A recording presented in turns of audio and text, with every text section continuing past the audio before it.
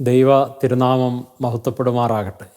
ആദിമ സഭാപിതാക്കന്മാരിൽ എന്തുകൊണ്ടും അഗ്രഗണ്യനായിരുന്നു വലിയ മാർ ബസേലിയോസ്. ഉയർന്ന ആത്മീയത, ആഴത്തിലുള്ള സാമൂഹിക പ്രതിബദ്ധത, മികച്ച വിദ്യാഭ്യാസം, സഭയോടുള്ള വിശ്വസ്തത എന്നിവ ആ വ്യക്തിത്വത്തിൻ്റെ പ്രത്യേകതയായിരുന്നു. ഒരു തികവാർന്ന ഓർത്തഡോക്സ് ക്രിസ്തീയ ആത്മീയതയുടെ ആൾരൂപമായിരുന്നു ഈ പിതാവ്.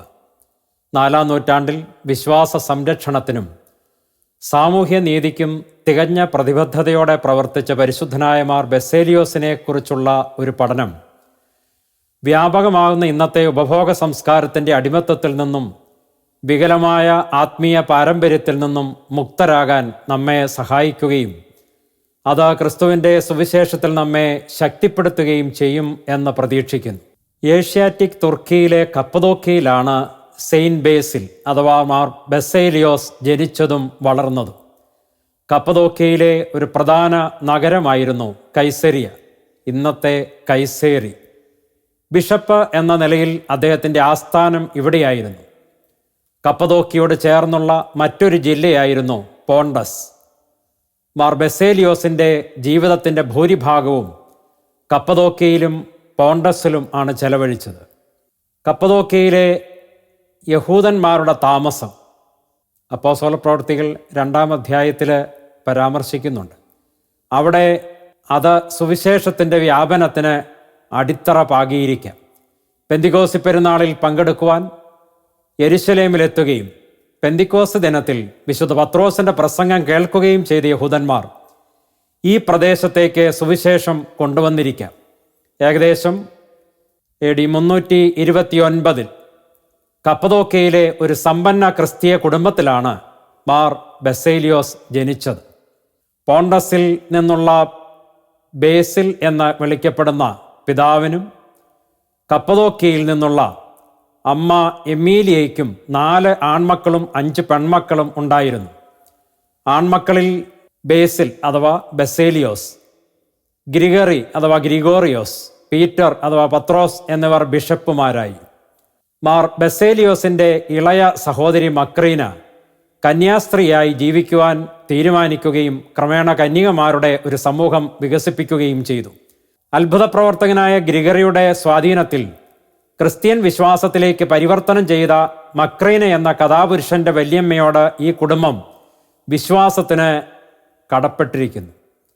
കോൺസ്റ്റാന്റിനോപ്പിളിലും ആഥൻസിലുമായിരുന്നു ബസേലിയോസ് ഉന്നത വിദ്യാഭ്യാസം നേടിയത്. പിന്നീട് നാസിയാൻസിലെ പരിശുദ്ധ ഗ്രിഗോറിയോസ് എന്നറിയപ്പെട്ട മറ്റൊരു കപ്പദോക്യക്കാരനായ ഗ്രിഗറിയുമായുള്ള അദ്ദേഹത്തിൻ്റെ സൗഹൃദം ആഥൻസിലെ ഉപരിപഠന കാലത്താണ് രൂപപ്പെട്ട് വളർന്നത്. ബസേലിയോസ് കപ്പദോക്യയിലേക്ക് മടങ്ങിയെത്തിയപ്പോൾ ലോകപ്രകാരം വിജയകരമായ ഒരു തൊഴിൽ പിന്തുടരുവാൻ ധാരാളം അവസരങ്ങളുണ്ടായിരുന്നു. എന്നാൽ സഭയോട് പ്രതിബദ്ധത പുലർത്തിക്കൊണ്ട് ദൈവത്തിന് പ്രീതികരമായ ജീവിതം നയിക്കുവാൻ അദ്ദേഹം തൻ്റെ ജീവിതം പൂർണ്ണമായും സമർപ്പിക്കുകയാണ് ചെയ്തത്. അദ്ദേഹത്തിൻ്റെ സഹോദരി മക്രീനയുടെ ജീവിതവും ഇടപെടലുകളും ഈ സ്വയം സമർപ്പണത്തിന് അദ്ദേഹത്തെ സഹായിച്ചു. തൻ്റെ സുഹൃത്തായ ഗ്രിഗോറിയോസിനോടൊപ്പമായിരുന്നു ബസേലിയോസ് തൻ്റെ സന്യാസ പരീക്ഷണങ്ങൾ ആരംഭിച്ചത്. തൻ്റെ സ്വത്തുക്കൾ ഉപേക്ഷിച്ചുകൊണ്ട് സഹോദരി മക്രീനയുടെ കോൺവെന്റിന് എതിർവശത്ത് ഐറീസ് നദിയുടെ തീരത്തുള്ള പോണ്ടസിലെ അന്നേസിയിൽ അദ്ദേഹം തൻ്റെ ആശ്രമ ജീവിതം ആരംഭിച്ചു. സാമൂഹിക പ്രതിബദ്ധതയുള്ള സേവനങ്ങൾ സന്യാസത്തെക്കുറിച്ചുള്ള അദ്ദേഹത്തിൻ്റെ കാഴ്ചപ്പാടിൻ്റെ അവിഭാജ്യ ഘടകമായിരുന്നു. കമ്മ്യൂണിറ്റി അനുഭവം അദ്ദേഹത്തിൻ്റെ സന്യാസി പ്രസ്ഥാനത്തിൻ്റെ കേന്ദ്രമാണ്. ബസേലിയോസിന് സന്യാസിമാരുടെ പ്രാർത്ഥനയോടൊപ്പം പ്രവർത്തനങ്ങളും പ്രധാനമായിരുന്നു. സമ്പന്ന കുടുംബത്തിൽ ജനിച്ചു വളർന്ന മാർ ബസേലിയോസിന് ശാരീരിക അധ്വാനത്തിൽ ഏർപ്പെടുന്നതിന് ഒട്ടും മടിയില്ലായിരുന്നു. അലസതയുടെ അപകടത്തെ അദ്ദേഹം ശക്തമായി അപലപിച്ചു. ദരിദ്രരെയും രോഗികളെയും സേവിക്കുന്നത് വിശുദ്ധ ബസേലിയോസിൻ്റെ ആത്മീയ ജീവിത ദർശനത്തിൻ്റെ അവിഭാജ്യ ഘടകമായിരുന്നു. പാവപ്പെട്ടവർക്കും ആവശ്യക്കാർക്കുമുള്ള സേവനം പ്രാർത്ഥന പോലെ പ്രധാനമാണെന്ന് അദ്ദേഹം ഊന്നിപ്പറയുന്നു. നിന്റെ അയൽക്കാരനെ നിന്നെപ്പോലെ സ്നേഹിക്കുക എന്ന കർത്താവിൻ്റെ രണ്ടാമത്തെ കൽപ്പന ദാനധർമ്മത്തെയും സാമൂഹിക പ്രതിബദ്ധതയെയും കുറിച്ചുള്ള അദ്ദേഹത്തിൻ്റെ ധാരണയുടെ അടിസ്ഥാനമാണ്. ദൈവം നൽകിയ വിഭവങ്ങൾ ദരിദ്രരുമായി പങ്കിടേണ്ടതിൻ്റെ ആവശ്യകത അദ്ദേഹം നിരന്തരം ഓർമ്മിപ്പിച്ചിരുന്നു. രോഗികളെയും ദരിദ്രരുടെയും സഹായിക്കുന്നതിനുള്ള ബാസിലൈയാഡോസ് എന്ന മഹത്തായ പദ്ധതി സ്നേഹത്തെക്കുറിച്ചുള്ള അദ്ദേഹത്തിൻ്റെ കാഴ്ചപ്പാടിൻ്റെ പ്രായോഗിക ആവിഷ്കാരമായിരുന്നു. മാർ ബസേലിയോസ് പണിതുയർത്തിയ ആ കരുണയുടെ നഗരത്തിൽ അദ്ദേഹവും അദ്ദേഹത്തിൻ്റെ സന്യാസിമാരും അക്ഷരാർത്ഥത്തിൽ സേവനമനുഷ്ഠിച്ചു. 370 ബിഷപ്പ് യൗസേബിയോസിൻ്റെ മരണശേഷം ബസേലിയോസ് കൈസറിയയുടെ ബിഷപ്പായി നിയമിതനായി. ഒരു ബിഷപ്പ് എന്ന നിലയിൽ അദ്ദേഹം ഒരു കാര്യക്ഷമമായ ഭരണാധികാരിയും നിക്യാവിശ്വാസത്തിൻ്റെ ശക്തനായ സംരക്ഷകനുമായിരുന്നു. വളരെ തിരക്കുണ്ടായിട്ടും അദ്ദേഹം പ്രബുദ്ധമായ ദൈവശാസ്ത്ര ഗ്രന്ഥങ്ങൾ നിർമ്മിക്കാറുണ്ടായിരുന്നു. നിരവധി കത്തുകൾക്കും പ്രഭാഷണങ്ങൾക്കും പുറമെ അദ്ദേഹം ചില ദൈവശാസ്ത്രപരവും സന്യാസപരവും അധ്യാപനപരവും ആരാധനാപരവുമായ ഗ്രന്ഥങ്ങൾ എഴുതിയിട്ടുണ്ട്.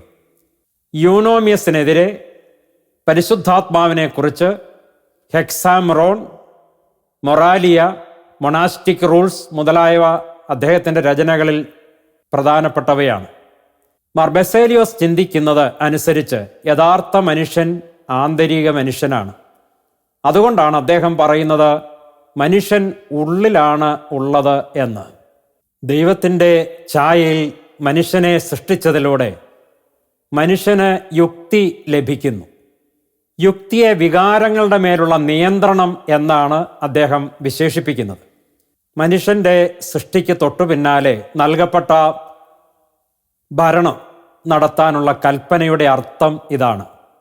മൃഗങ്ങൾ, പക്ഷികൾ മുതലായവയെ നിയന്ത്രിക്കുന്നതിന് നൽകപ്പെട്ട ഏദൻ കൽപ്പന മൃഗീയ വികാരങ്ങൾക്കും ചിന്തകൾക്കും മേലുള്ള ഭരണത്തിനുള്ള അധികാരം ആയി ബസേലിയോസ് വ്യാഖ്യാനിക്കുന്നു. മനുഷ്യൻ്റെ നിലനിൽപ്പിൻ്റെ ആത്യന്തിക ലക്ഷ്യം ദൈവത്തെപ്പോലെ ആയിത്തീരുക എന്നതാണ്, പ്രത്യേകിച്ച് ദയയിൽ, സ്നേഹത്തിൽ. എല്ലാ മനുഷ്യരിലും പരിപൂർണതയിലേക്ക് വളരാൻ ദൈവം നൽകിയ ഒരു കഴിവുണ്ട്. മനുഷ്യൻ്റെ പരിശ്രമങ്ങൾ, അതായത് സ്വയം അച്ചടക്കവും എല്ലാവരോടുമുള്ള അനുകമ്പയും, ഇവ മനുഷ്യനെ പൂർത്തീകരിക്കുന്നതിൽ നിർണായക പങ്ക് വഹിക്കുന്നു. ആത്മീയ പുരോഗതിയുടെ പ്രക്രിയയിൽ കൃപയും പ്രവൃത്തിയും തമ്മിൽ വൈരുദ്ധ്യമില്ല. മനുഷ്യരുടെ സൃഷ്ടിയെക്കുറിച്ചുള്ള വിവരണത്തിൽ മനുഷ്യരിലെ ദൈവസ്വരൂപത്തെയും സാദൃശ്യത്തെയും മാർ ബസേലിയോസ് വേർതിരിച്ച് വ്യാഖ്യാനിക്കുന്നു. മനുഷ്യരിലെ ദൈവസ്വരൂപം മനുഷ്യ സൃഷ്ടിയിലെ നൽകപ്പെട്ട കൃപയെ സൂചിപ്പിക്കുന്നു. ദൈവിക വളർച്ചയ്ക്കുള്ള ഈ സാധ്യതയെ കൗദാശിക ജീവിതത്തിലൂടെയും ആത്മീയ ശ്രമങ്ങളിലൂടെയും ദൈവസംസർഗത്തിൽ പൂർണ്ണതയിലേക്ക് വളർത്തിയെടുക്കുകയാണ് മനുഷ്യ ജീവിത നിയോഗം.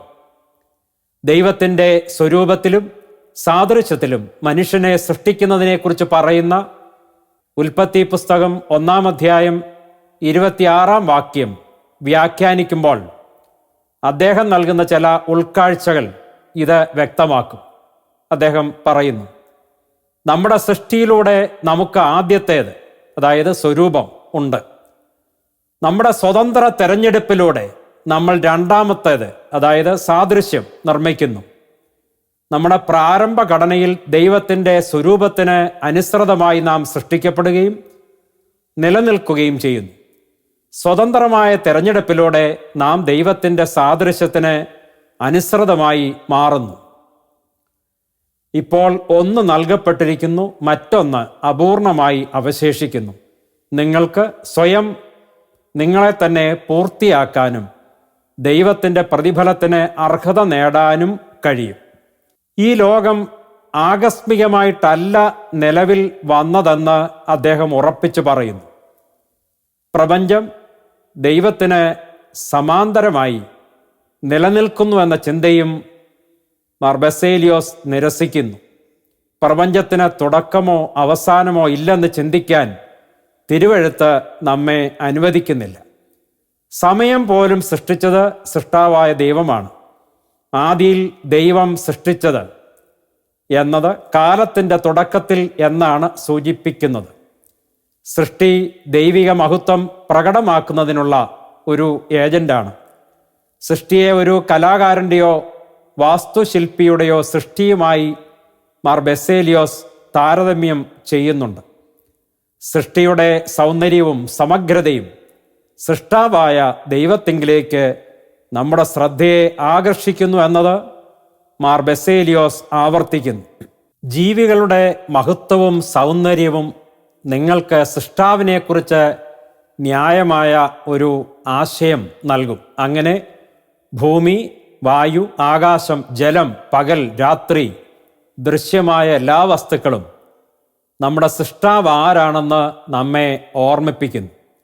ഏറ്റവും ചെറിയൊരു ചെടി പോലും സൃഷ്ടാവിൻ്റെ വ്യക്തമായ ഓർമ്മ കൊണ്ടുവരുമെന്നാണ് അദ്ദേഹത്തിൻ്റെ ദർശനം. സൃഷ്ടിയുടെ ഐക്യവും സമഗ്രതയും അദ്ദേഹത്തിൻ്റെ സൃഷ്ടിയുടെ ദൈവശാസ്ത്രത്തിലെ ഒരു പ്രധാന പ്രമേയമാണ്. ഒരു സൃഷ്ടാവ് കാരണം പ്രപഞ്ചത്തിലുടനീളം തികഞ്ഞ പരസ്പര ബന്ധവും ഐക്യവുമുണ്ട്. യുക്തിരഹിതമായ മത്സ്യങ്ങളുടെയും മൃഗങ്ങളുടെയും പക്ഷികളുടെയും പ്രത്യേക കഴിവുകളും പ്രവർത്തനങ്ങളും വിശദീകരിക്കുന്നതിലൂടെ അവയുടെ നിർമ്മാതാവിൻ്റെ മഹത്വത്തിലേക്ക് അദ്ദേഹം നമ്മുടെ ശ്രദ്ധയെ ക്ഷണിക്കുകയാണ്. മുത്തുപോലെയുള്ള വിലയേറിയ ഒരു വസ്തുവിനെ ഒരു മുത്തുച്ചിപ്പിയിൽ പൊതിഞ്ഞതിൻ്റെ അത്ഭുതം അദ്ദേഹം എടുത്തു കാണിക്കുന്നു. തേൻ സംരക്ഷിക്കുന്നതിനായി ഷഡ്ഭുജാകൃതിയിലുള്ള കോശങ്ങളുള്ള സ്റ്റോർ ഹൗസുകളുടെ നിർമ്മാണത്തിൽ തേനീച്ചകൾ പ്രദർശിപ്പിക്കുന്ന മഹത്തായ സർഗാത്മകതയിലേക്കും ബുദ്ധിയിലേക്കും അദ്ദേഹം നമ്മുടെ ശ്രദ്ധയെ ആകർഷിക്കുന്നു. വെള്ളത്തിൻ്റെ അടിയിൽ ഒളിപ്പിച്ചിരിക്കുന്ന ഭക്ഷണം കഴിക്കാൻ കഴിയുന്ന വിധത്തിൽ അരയന്നങ്ങൾക്ക് നീളമുള്ള കഴുത്ത് നൽകുന്നതിൽ സൃഷ്ടാവിൻ്റെ ജ്ഞാനവും അദ്ദേഹം ശ്രദ്ധിക്കുന്നു. മാർ ബെസേലിയോസിൻ്റെ ഉപസംഹാരം ഇതാണ്: ദൈവം ശൂന്യതയിൽ നിന്ന് സൃഷ്ടിച്ച ഈ സൃഷ്ടികളെക്കുറിച്ച് ചിന്തിക്കുക. എല്ലായിടത്തും ദൈവത്തിൻ്റെ ജ്ഞാനം തിരിച്ചറിയുക. അത്ഭുതപ്പെടുന്നത് ഒരിക്കലും അവസാനിപ്പിക്കരുത്. എല്ലാ സൃഷ്ടികളുടെയും സൃഷ്ടാവിനെ മഹത്വപ്പെടുത്തുക. സ്നാപനത്തിന് അഥവാ മാമോദീസായ്ക്ക് ഏറ്റവും അനുയോജ്യമായ സമയം പുനരുത്ഥാനത്തിൻ്റെ പെരുന്നാളാണെന്ന് അദ്ദേഹം നിർദ്ദേശിക്കുന്നു. അനുതാപത്തിനും മതബോധന പരിശീലനത്തിനും ശേഷം മാമോദീസ സ്വീകരിക്കുന്നയാൾ പാപത്തിന് മരിക്കുകയും ക്രിസ്തുവിനോടൊപ്പം ദൈവരാജ്യത്തിലെ ഒരു പൗരനായി ഉയരുകയും ചെയ്യുന്നു. യേശു ക്രിസ്തുവിന് അനുസൃതമായി ചിന്തയിലും വാക്കിലും പ്രവൃത്തിയിലും ജീവിക്കുവാനുള്ള ആഹ്വാനമാണ് മാമോദീസ എന്ന് അദ്ദേഹം പഠിപ്പിക്കുന്നു. മാർ ബെസേലിയോസ് പറയുന്നതനുസരിച്ച് തിരുവെഴുത്തുകൾ അനുസരിക്കാത്തതുകൊണ്ടാണ് സഭയിൽ സംഘർഷങ്ങളും പ്രശ്നങ്ങളും രൂപപ്പെടുന്നത്. കേന്ദ്ര കമാൻഡ് ഇല്ലാത്തിടത്ത് അരാജകത്വം തികച്ചും സ്വാഭാവികമാണ്. അദ്ദേഹത്തെ സംബന്ധിച്ചിടത്തോളം ആത്യന്തികമായ വിശ്വസ്തത സ്വന്തം ന്യായവാദത്തിനും വികാരങ്ങൾക്കും പകരം കർത്താവിനോടും അവൻ്റെ കൽപ്പനകളോടും ആയിരിക്കണം. അദ്ദേഹം പറയുന്നു, സ്വന്തം യുക്തിചിന്തയിൽ ഉറച്ചു നിന്ന് കർത്താവിൻ്റെ പ്രബോധനങ്ങളെ നിരസിക്കുന്നത് അല്പവും അഭികാമ്യമല്ല. മറിച്ച് കർത്താവ് പറയുന്നത് സ്വന്തം ബോധ്യങ്ങളെക്കാൾ വിശ്വാസത്തിന് യോഗ്യമാണെന്ന് മനസ്സിലാക്കേണ്ടതുണ്ട്. നാളെയിലേക്ക് മാറ്റിവെക്കാതെ ഇന്ന് അനുദപിക്കുക എന്നതാണ് അദ്ദേഹത്തിൻ്റെ ഊന്നൽ. മരണം ഏത് സമയവും വരാം എന്നതുകൊണ്ട് അനുതാപവും മാമോദീസായും വാർദ്ധക്യത്തിലേക്ക് മാറ്റിവെക്കുന്നത് ശരിയല്ല എന്ന് അദ്ദേഹം പഠിപ്പിക്കുന്നു. അനുതാപം വാർദ്ധക്യത്തിലേക്ക് മാറ്റിവെച്ച് ആളുകൾ അവരുടെ ഊർജവും ജീവിതവും പാഴാക്കുകയാണ്. നിങ്ങൾക്ക് ശക്തിയുള്ളപ്പോൾ നിങ്ങളുടെ ഏറ്റവും മികച്ച ഊർജം നിങ്ങൾ പാപത്തിൽ പാഴാക്കുന്നു, അദ്ദേഹം പറയുന്നു. നിങ്ങളുടെ ശക്തി നഷ്ടപ്പെടുമ്പോൾ മാത്രമേ, അതായത് നിങ്ങളുടെ ശരീരം പ്രായത്തിനനുസരിച്ച് ദുർബലമാവുകയും മറ്റൊന്നിനും കൊള്ളാതാവുകയും ചെയ്യുമ്പോൾ മാത്രമേ ദൈവത്തിന് സമർപ്പിക്കാൻ നിങ്ങൾ പദ്ധതിയിടുകയുള്ളൂ. വാർദ്ധക്യത്തിലെ അത്തരം ആത്മനിയന്ത്രണം വന്ധ്യതയുടെ മറ്റൊരു വാക്ക് മാത്രമായി അദ്ദേഹം പറയുന്നു. ആരും മൃതദേഹത്തിൽ കിരീടം വയ്ക്കുന്നില്ല. തിന്മ ചെയ്യുവാനുള്ള കഴിവില്ലായ്മ സ്വയം നീതിയല്ല. നിങ്ങൾക്ക് കഴിയുന്നിടത്തോളം കാലം പാപത്തെ നിയന്ത്രിക്കാൻ നിങ്ങളുടെ യുക്തി ഉപയോഗിക്കുക. തിന്മയിൽ നിന്ന് പിന്തിരിയുകയും നന്മ ചെയ്യുകയും ചെയ്യുക. തിന്മ നടന്നില്ലെങ്കിൽ പ്രശംസിക്കാനോ അപലപിക്കാനോ ഒന്നുമില്ല. നിങ്ങളുടെ വാർദ്ധക്യം നിങ്ങളെ പാപകരമായ പെരുമാറ്റത്തിൽ നിന്ന് പരിമിതപ്പെടുത്തുകയാണെങ്കിൽ അത് കഴിവില്ലായ്മയുടെ നേട്ടമെന്നല്ലാതെ മറ്റൊന്നുമല്ല. സദ്ഗുണങ്ങൾ സജീവമായി തിരഞ്ഞെടുക്കുന്നവരെ ഞങ്ങൾ പ്രശംസിക്കുന്നു, അല്ലാതെ അവരുടെ ശാരീരിക ബലഹീനതകളാൽ നിർബന്ധിതരാകുന്നവരെ അല്ല എന്ന് അദ്ദേഹം ഓർമ്മിപ്പിക്കുന്നു. മാമോദീസായെക്കുറിച്ചുള്ള സുപ്രധാനമായിരിക്കുന്ന അദ്ദേഹത്തിൻ്റെ ലേഖനത്തിൽ ഉയർത്തുന്ന ചിന്തകളാണ് ഇവയൊക്കെ. സാമൂഹിക അനീതിയുടെ 2 മൂലകാരണങ്ങൾ അത്യാഗ്രഹം പോലുള്ള വികാരങ്ങളെ നിയന്ത്രിക്കുന്നതിലെ പരാജയവും അനുകമ്പയുടെ അഭാവവും ആണെന്ന് അദ്ദേഹം പറയുന്നു. തൻ്റെ കാലത്തെ ഉപഭോഗ സംസ്കാരത്തെ അദ്ദേഹം വിമർശിക്കുന്നു. സമ്പന്നർ അവരുടെ പണം ആവശ്യമായ നിരവധി കാര്യങ്ങൾക്കായി ചെലവഴിക്കാൻ നിർബന്ധിതരാകുന്നു. ഭക്ഷണമോ വസ്ത്രമോ കാരണമല്ല മിക്കവരും സമ്പത്ത് തേടുന്നത്, മറിച്ച് പിശാച് ചില ഉപകരണങ്ങൾ കെട്ടിച്ചമച്ച് സമ്പന്നർക്ക് എണ്ണമറ്റ ചെലവിനുള്ള അവസരങ്ങൾ ഒരുക്കിക്കൊടുക്കുന്നു. അങ്ങനെ അവർ അനാവശ്യമായ കാര്യങ്ങൾ അനിവാര്യമെന്ന പോലെ പിന്തുടരുന്നു. അവർ ആസൂത്രണം ചെയ്യുന്ന ചെലവുകൾക്ക് ഒരു തുകയും പര്യാപ്തവും അല്ല. വീണ്ടും മാർ ബെസേലിയോസ് സമ്പന്നരുടെ കരുണയില്ലായ്മയും അനീതിയും കൂടുതൽ തുറന്നു കാട്ടുന്നു. നിങ്ങൾ നിങ്ങളുടെ ഭിത്തികൾ മനോഹരമായി അണിയിച്ചൊരുക്കുന്നു, പക്ഷേ നിങ്ങളുടെ സഹമനുഷ്യനെ വസ്ത്രം ധരിപ്പിക്കുന്നില്ല. നിങ്ങൾ കുതിരകളെ അലങ്കരിക്കുന്നു, പക്ഷേ നിങ്ങളുടെ സഹോദരൻ്റെയോ സഹോദരിയുടെയോ ലജ്ജാകരമായ ദുരവസ്ഥയിൽ നിന്ന് പിന്തിരിയുന്നു. നിങ്ങളുടെ കളപ്പുരകളിൽ ധാന്യം ചീഞ്ഞഴുകുവാൻ അനുവദിക്കുന്നു, പക്ഷേ പട്ടിണി കിടക്കുന്നവർക്ക് ഭക്ഷണം നൽകുന്നില്ല. നിങ്ങൾ ഭൂമിയിൽ സ്വർണം മൂടിവെക്കുന്നു, എന്നാൽ അടിച്ചമർത്തപ്പെട്ടവരെ അവഗണിക്കുന്നു. മാർ ബെസേലിയോസിന്റെ ചിന്തയിൽ നേരിട്ട് കൊല്ലുകയോ കൊള്ളയടിക്കുകയോ ചെയ്യുന്നവർ മാത്രമല്ല കൊലപാതകികളും കവർച്ചക്കാരും. പാർശ്വവൽക്കരിക്കപ്പെട്ടവരെ പിന്തുണയ്ക്കാൻ വിസമ്മതിക്കുകയും ദുരിതമനുഭവിക്കുന്നവരുടെ മന്ദഗതിയിലുള്ള മരണത്തിന് വഴിയൊരുക്കുകയും ചെയ്യുന്നവരെയും കൊലപാതകികളെയും കവർച്ചക്കാരെയും പോലെ കണക്കാക്കാം, അദ്ദേഹം അഭിപ്രായപ്പെടുന്നു. ഈ ഉൾക്കാഴ്ച അദ്ദേഹം തൻ്റെ I will tear down my Barnes എന്ന ഉപന്യാസത്തിൽ വിശദീകരിക്കുന്നുണ്ട്. ആരാണ് അത്യാഗ്രഹികൾ? സ്വന്തം ആവശ്യങ്ങൾക്ക് മതിയാകുന്നവയിൽ സംതൃപ്തരല്ലാത്തവർ. ആരാണ് കള്ളന്മാർ? എല്ലാവർക്കും അവകാശമുള്ളത് സ്വന്തമായി എടുക്കുന്നവർ. പിന്നെ നിങ്ങൾ അത്യാഗ്രഹികളല്ലേ? നിങ്ങൾ മോഷ്ടാക്കളല്ലേ? ഒരു കാര്യസ്ഥൻ എന്ന നിലയിൽ നിങ്ങൾക്ക് ലഭിച്ച കാര്യങ്ങൾ നിങ്ങൾ സ്വാർത്ഥ കാര്യത്തിന് വിനിയോഗിച്ചിട്ടില്ലേ? അദ്ദേഹം ചോദിക്കുന്നു. അദ്ദേഹത്തിന് ദൈവത്തിലുള്ള വിശ്വാസം എന്നാൽ ദൈവിക കരുതലിനെക്കുറിച്ചുള്ള ബോധ്യവും കൂടിയാണ്. കർത്താവിൻ്റെ നിർദ്ദേശപ്രകാരം സമ്പത്ത് ചെലവഴിക്കുമ്പോൾ അത് അത്ഭുതകരമായ രീതിയിൽ തിരിച്ചു വരും. പരിമിതമായ വിഭവങ്ങൾ പോലും നൽകാനുള്ള പ്രചോദനമാണ് ദൈവത്തിൻ്റെ കരുതലിലുള്ള വിശ്വാസം. അതിനാൽ ക്ഷാമവും വരൾച്ചയും അനുഭവിക്കുന്ന അവസരത്തിലും അല്പം അപ്പം മാത്രമേ അവശേഷിക്കുന്നുള്ളൂവെങ്കിലും ക്രിസ്തുവിൻ്റെ സ്നേഹത്തിൻ്റെ കൽപ്പനയെ പ്രതി അതുപോലും ആവശ്യക്കാരുമായി പങ്കിടുവാൻ ഈ പിതാവ് ഉപദേശിക്കുന്നു. അത്യാഗ്രഹത്തിനും ആഡംബരത്തിനും പകരം ആവശ്യങ്ങളിൽ ശ്രദ്ധ കേന്ദ്രീകരിക്കാൻ മാർ ബെസേലിയോസ് വ്യക്തമായ മുന്നറിയിപ്പ് നൽകുന്നുണ്ട്.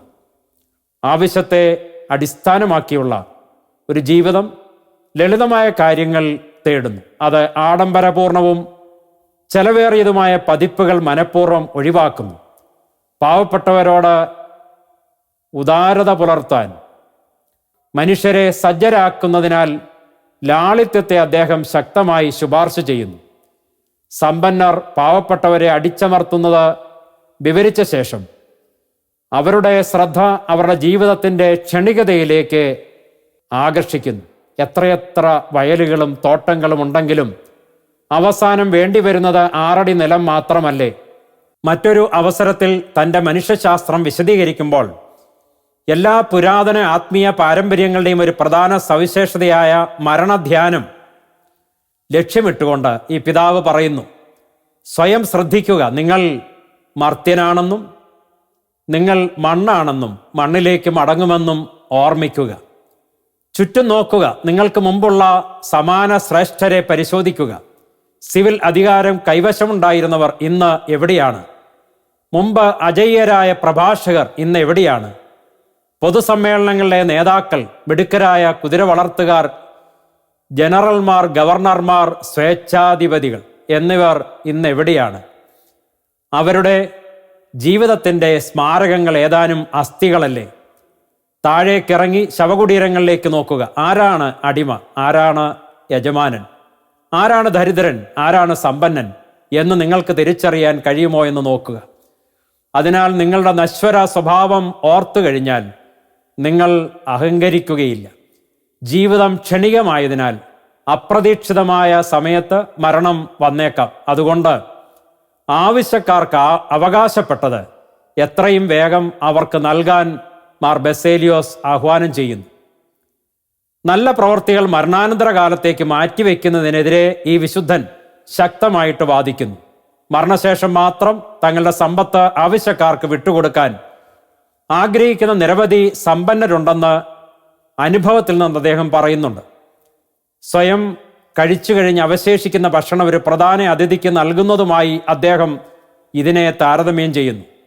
അതിനൊപ്പം ധനികന്റെ ഇഷ്ടം അവൻ്റെ ആഗ്രഹത്തിനനുസരിച്ച് നടപ്പാക്കപ്പെടുമെന്ന് യാതൊരു ഉറപ്പുമില്ലെന്നും അദ്ദേഹം ഓർമ്മിപ്പിക്കുന്നു. സ്വത്തുക്കൾ അപ്രതീക്ഷിതമായ കൈകളിൽ വീഴാനുള്ള സാധ്യതയും നിലവിലുണ്ട്. അതിനാൽ സമ്പന്നരോട് അവരുടെ ജീവിതകാലത്ത് തന്നെ അവരുടെ പണം നന്മയ്ക്കായി ഉപയോഗിക്കാൻ അദ്ദേഹം അഭ്യർത്ഥിക്കുന്നു. കാടുകളിലെ ജീവിതത്തിൻ്റെ ഉദാഹരണം ഉയർത്തിക്കാട്ടിക്കൊണ്ട് സമ്പത്ത് പൊതുവായി ഉപയോഗിക്കേണ്ട ഒരു വിഭവമായി കണക്കാക്കേണ്ടതിൻ്റെ ആവശ്യകത പരിശുദ്ധൻ പഠിപ്പിക്കുന്നു. അദ്ദേഹത്തിൻ്റെ ഏക മനുഷ്യ കുടുംബ ദർശനം സൃഷ്ടാവ് നൽകുന്ന എല്ലാ വിഭവങ്ങളും എല്ലാവർക്കും തുല്യമായി വിതരണം ചെയ്യേണ്ട പൊതുസമ്പത്തായി ചിന്തിക്കാൻ അദ്ദേഹത്തെ പ്രേരിപ്പിച്ചു. ഒരു ആദർശപരമായ സോഷ്യലിസത്തിൻ്റെ വിത്തുകൾ ഈ ബസീലിയൻ പഠിപ്പിക്കലിൽ കാണാം. സാമൂഹിക നീതിയെക്കുറിച്ചുള്ള തൻ്റെ കാഴ്ചപ്പാടിൻ്റെ ഒരു സംഗ്രഹ പ്രസ്താവനയായി അദ്ദേഹം പറയുന്നു.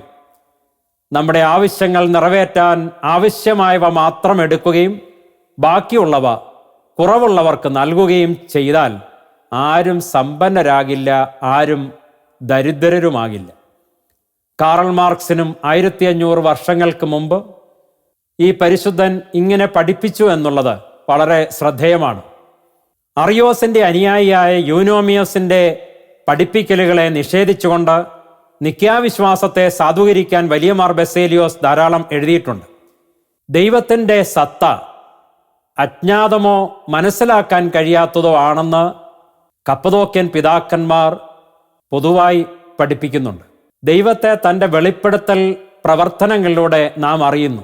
ഈ പിതാവ് തൻ്റെ ഒരു കത്തിൽ ഇങ്ങനെ പറയുന്നു: ദൈവത്തിൻ്റെ പ്രവർത്തനങ്ങൾ നമ്മിലേക്ക് ഇറങ്ങുന്നു, പക്ഷേ അവൻ്റെ സത്ത അപ്രാപ്യമായി തുടരുന്നു. ദൈവശാസ്ത്രം അടിസ്ഥാനപരമായി ദൈവത്തിൻ്റെ സ്വയം വെളിപ്പെടുത്തലുകളുടെ പ്രതിഫലനമാണ്. അതിനാൽ ദൈവത്തിന് ഉപയോഗിക്കുന്ന പേരുകളിലൊന്നും ദൈവത്തിൻ്റെ സത്തയെക്കുറിച്ചൊരു പൂർണ്ണ ചിത്രം ലഭിക്കുന്നില്ല എന്ന് ഇദ്ദേഹം പഠിപ്പിക്കുന്നു. പിതാവും പുത്രനും പരിശുദ്ധാത്മാവും ഒരേ ദിവ്യ സത്ത പങ്കിടുന്നവനും എന്നാൽ 3 വ്യത്യസ്ത വ്യക്തിത്വം ഉണ്ടെന്നും അവർ വ്യക്തമായി പഠിപ്പിച്ചു. പിതാവ്, പുത്രൻ, പരിശുദ്ധാത്മാവ് എന്ന പേരുകൾ പരിശുദ്ധ തൃത്വത്തിലെ ഓരോ വ്യക്തിയുടെയും പ്രത്യേക വ്യക്തിത്വത്തിലേക്ക് വിരൽ ചൂണ്ടുന്നു. ഒരേ സത്തയും ഒരേ ഇച്ഛാശക്തിയും ലക്ഷ്യവുമായി നിത്യമായി നിലനിൽക്കുന്ന 3 വ്യക്തിത്വങ്ങളുടെ നിത്യ കൂട്ടായ്മയാണ് വിശുദ്ധ തൃത്വമെന്ന് അർത്ഥമാക്കുന്നത്. പിതാവിനും പുത്രനും ഒപ്പം പരിശുദ്ധാത്മാവും തുല്യമായി ദിവ്യമായി കണക്കാക്കപ്പെടുന്നു. വിശുദ്ധ തൃത്വത്തിലെ മറ്റ് 2 വ്യക്തികളെ പോലെ പരിശുദ്ധാത്മാവും എല്ലാ രക്ഷാകർമ്മങ്ങളും ചെയ്യുന്നു. വേദപുസ്തകത്തിൻ്റെയും ആരാധനാ സാഹിത്യത്തിൻ്റെയും തനിക്ക് മുമ്പുണ്ടായിരുന്ന പിതാക്കന്മാരുടെയും അടിസ്ഥാനത്തിൽ പിതാവിൻ്റെയും പുത്രൻ്റെയും അതേ ദൈവത്വം പരിശുദ്ധാത്മാവിനുമുണ്ടെന്ന് മാർ ബസേലിയോസ് തൻ്റെ പരിശുദ്ധാത്മാവിനെക്കുറിച്ച് എന്ന പുസ്തകത്തിൽ വ്യക്തമാക്കുന്നു. മാർ ബെസേലിയോസിനെ സംബന്ധിച്ചിടത്തോളം ആത്മാവ് പിതാവുമായും പുത്രനുമായും സ്ഥിരമായ കൂട്ടായ്മയിൽ തുടരുകയും ദൈവത്തെ വെളിപ്പെടുത്തുകയും ചെയ്യുന്നു എന്ന വസ്തുതയിൽ ആത്മാവിൻ്റെ ദിവ്യ പദവി വ്യക്തമായി കാണാൻ കഴിയും. പിതാവിനെയും പുത്രനെയും വെളിപ്പെടുത്തുകയും മനുഷ്യരെ ദൈവികരാക്കുകയും ചെയ്യുക എന്നതാണ് ആത്മാവിൻ്റെ പ്രധാന ദൗത്യം. മാതൃകാപരമായ ക്രിസ്തീയ സാക്ഷ്യം നിർവഹിച്ച വലിയമാർ ബെസേലിയോസ് 379 ജനുവരി 1 നിത്യതയിലേക്ക് യാത്രയായി. വേദപ്രഭാഷണങ്ങൾ, വിശ്വാസ വ്യാഖ്യാനങ്ങൾ, ആഡംബര സംസ്കാരത്തോടുള്ള എതിർപ്പ്, ലളിത ജീവിതശൈലി, ദരിദ്രരോടും ദുരിതമനുഭവിക്കുന്നവരോടുമുള്ള ആർദ്രതയും കരുതലും, വിശുദ്ധീകരണവും ദൈവീകരണവും, സന്യാസ സമൂഹത്തിൻ്റെ രൂപീകരണവും ശാക്തീകരണവും, ക്രിസ്തുവചനത്തോടുള്ള ആഴമായ പ്രതിബദ്ധത തുടങ്ങിയവയാൽ തിളങ്ങിയ മാർ ബെസേലിയോസിന് എന്തുകൊണ്ടും അർഹമായ വിശേഷണമാണ് വലിയ എന്നത്.